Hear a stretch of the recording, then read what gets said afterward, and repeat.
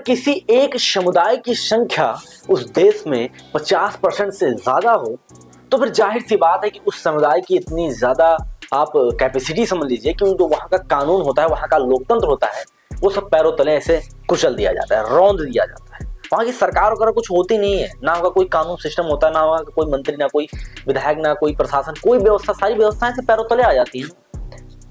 मैं बात कर रहा हूँ साइड में जो हमारे भारत देश के पूर्व में स्थित कंगला देश है, मतलब बांग्लादेश, अब वो कंगला देश है, वो कंगाल हो, उसके पास कुछ है नहीं, बस उसके पास सिर्फ एक चीज है कि वो वहां की जो अल्पसंख्यक जनसंख्या है उस पर जो बहुसंख्यक हैं वो सिर्फ प्रताड़ित करना। मतलब बहुसंख्यक ये चाहते हैं कि हम उनको भी खत्म करके यहाँ की जो सरकार उसको अपने हाथ में कर लें और उस सरकार से हम जो करवाना चाहे वो करवाएं। समझ सकते हैं मैं किसकी बात कर रहा हूँ, मैं किस विशेष समुदाय की बात कर रहा हूँ। नमस्कार, मैं नागेंद्र दीक्षित और आप देख रहे हैं दिल जिले। ये बात आज इसलिए बोलनी पड़ रही है मुझे क्योंकि एक युवक की इस प्रकार निर्मम हत्या कर दी कि उसकी गलती कोई नहीं है। उसने सिर्फ इतना कहा कि भाई सभी धर्म समान है, मैं सभी धर्मों की इज्जत करता हूं और सभी धर्म में अपनी अपनी आस्थाएं होती है, अपनी अपनी अपना सिस्टम होता है उस धर्म को मानने का। तो इतना सिर्फ बोल दिया, तो इतना बोलने पर लोगों ने क्या कहा कि हमारे नबी पर गुस्ताखी कर दी, हमारे कुरान पे गुस्ताखी कर दी। अब जब भाई भीड़ है और उसमें अगर ये आप बहुसंख्यक हैं तो इसमें उसने अगर बोल दिया तो बस चालू वही कूटना पीटना, वही लाठी डंडियों से मार, और फिर उसके बाद जब लाठी डंडों से भी उसकी मौत नहीं होती है तो उसको उल्टा पेड़ में लटका दिया जाता है और बीच महफिल में भरे लोगों में ऐसे नंगा करके उसके ऊपर आग लगा दी जाती है। वो जलता है, सोचिए क्या तड़प होती होगी। फिर उसका मजा लेते हैं। आज सोशल मीडिया पे ये वीडियोस तमाम वायरल हैं और जब वो मजा लेते हैं, जब उसको जलाते हैं तो उस वक्त नारा क्या लगता है, नारे तकबीर।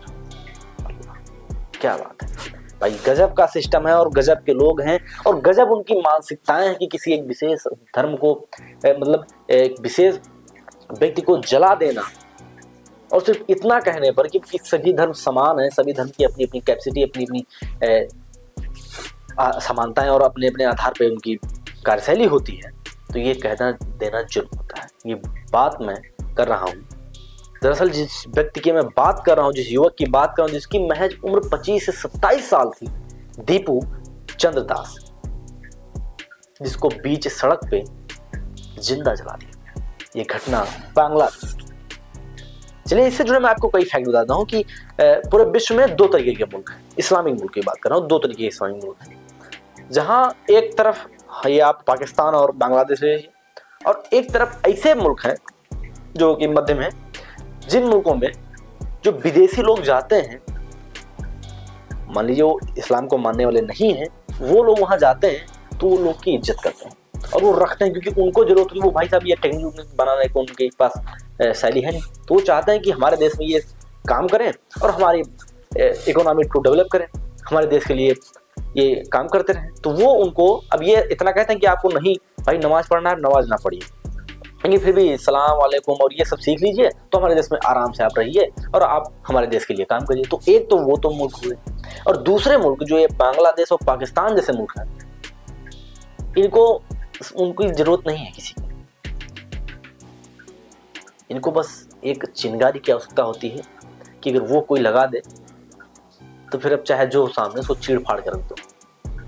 तो ये देश वाली है।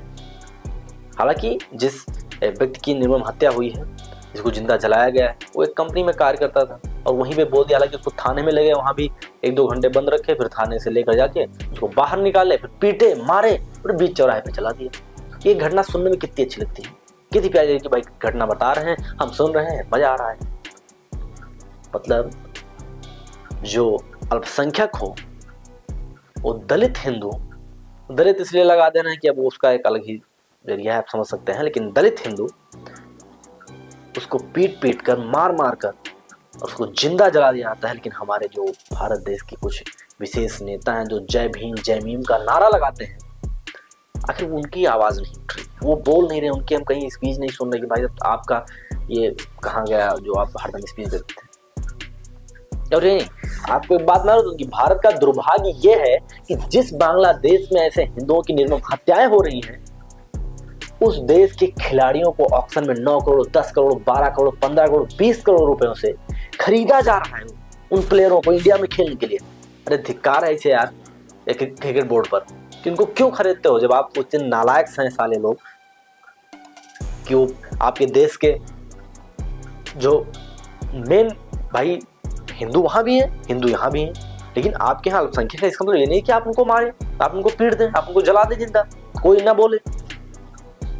इसमें कई सारे फैक्ट हैं, आपको आगे मैं बता रहा हूँ। दरअसल ये जो घटनाएं हो रही हैं, एक छात्र नेता है जिसका नाम है शरीफ उस्मान हाबी। करीब 2-3 दिन पहले उसकी गोली मारकर हत्या, मतलब एक गोली में उसका काम खत्म हो गया। इतने बड़े वो का अब समझिए, सॉरी, उसके मतलब इतने बड़े वो छात्र नेता थे कि एक गोली में उनका काम चिथड़े उड़ गए। और उसके बाद वहां पे ये दंगे स्टार्ट हो गए। 2024 के बाद करीब 4000 के करीब दंगे हुए हैं, जिसमें कई सारे दंगों में लोग मारे गए, और मारने वाले सिर्फ हिंदू ही हैं मरने वाले। तो जब दंगे में दंगा हुआ तो वहां के जो न्यूज विशेष मतलब जो बड़े न्यूज चैनल हैं, उनके जो उनका कार्यालय है जहां पे वो काम करते हैं, ऑफिस है, उन ऑफिसों में आग लगा दी। अब उनको चाहिए था कि भाई आग तो लगा दिए हैं, लेकिन इसका एक विशेष कारण चाहिए हमें कि किस लिए लगाए आग। तो बस कारण यही था कि वो भाई मिल गया हिंदू युवक चंद्रदास। अब जो मिल गया तो उसी को बना लिया मेन कारण कि ये नबी के उसमें गुस्ताखी कर दी है, तो इसको जला दो। और जलाने के बाद वही नारा, वही गूंज चारों ओर। मतलब हम ये समझ नहीं पा रहे कि यार ये कैसे लोग हैं, क्या सोचते हैं, किस माइंडसेट के व्यक्ति हैं कि मतलब किसी व्यक्ति को उसे जला दिया जाए। क्या है यार, क्या मोहम्मद साहब ये कहते हैं कि मतलब नबी आपका ये कहता है कि अगर कोई इस्लाम को ना माने तो उसको जिंदा जला दो? हमें तो नहीं लगता वो ऐसा कहते होंगे, लेकिन चलो ठीक है, इनकी माइंडसेट है।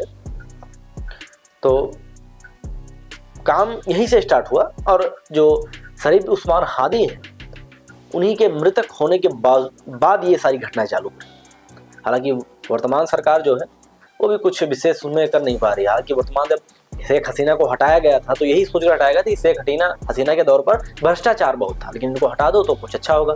जबकि उस समय जो स्थिति थी उससे कई ज्यादा गुना स्थिति अब और नीचे गिर गई बांग्लादेश की। अब बांग्लादेश से कांग्लादेश बन गया।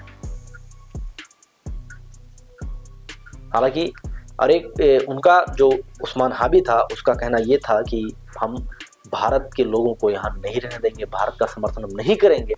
और यही नहीं, जो हमारा भारत देश का पूर्वोत्तर राज्य है, अरुणाचल प्रदेश है, ये सब सारे राज्य हैं, उनको तोड़कर और ये बांग्लादेश में मिलाने की बात कर रहा था। मतलब आप समझिए किस तरीके से ये साजिश चल रही है। और ये साजिश जानते कौन करवा रहा है? ये पाकिस्तान का। हालांकि इस पर आपकी क्या प्रतिक्रिया है? क्या इस प्रकार हिंदू चुप बैठा है और हिंदुओं को जिंदा जलाया जा रहा है? क्या ये सही है, ये गलत है? इस पर आप कमेंट जरूर देना। और वीडियो को तो अगर अच्छा लगा तो वीडियो को ज़्यादा से ज़्यादा शेयर करें, लाइक करें, कमेंट करें, चैनल को सब्सक्राइब करना बिल्कुल ना भूलें। धन्यवाद।